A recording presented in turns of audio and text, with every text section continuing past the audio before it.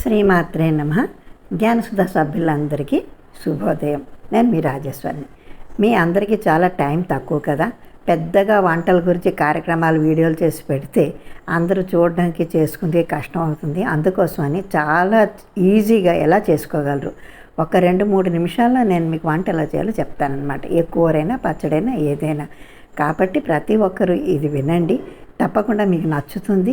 మీరు ట్రై చేసి చూడండి. ఒకవేళ కానీ మీకు నచ్చినట్లయితే తప్పకుండా కామెంట్ బాక్స్లో శ్రీమాత్రే నమః అని రాయండి.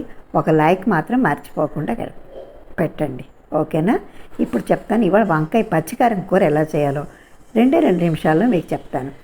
ముందు వంకాయలు బాగా లేతగా ఉన్న కాయల్ని తీసుకొని అవి చక్కగా సన్నంగా ముక్కలు తరుక్కొని అవి నీళ్ళలో వేయండి, లేకపోతే నల్లగా అయిపోతాయి. వేసిన తర్వాత మూకుట్లో ఇంత నూనె వేసి ఆ ముక్కల్ని వేసి మగ్గనియండి.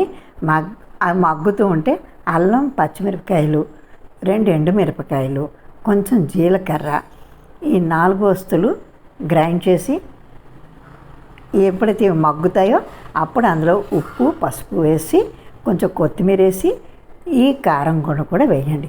వేసి బాగా కలిపేసి మూత పెట్టండి. అది మగ్గిపోయాక తీసుకొని వేడివేడి అన్నంలో కలుపుకొని తింటే చాలా సూపర్గా ఉంటుంది. నేను చెప్పినట్టు మీరు చేసి చూడండి. నచ్చితే మాత్రం తప్పకుండా ఒక కామెంట్ పెట్టండి, లైక్ చేయండి. ఇలాగే ఇంకొక మంచి వంటకంతో రేపు చెప్తాను, ఓకేనా? ఉంటాను. శ్రీమాత్రే నమః.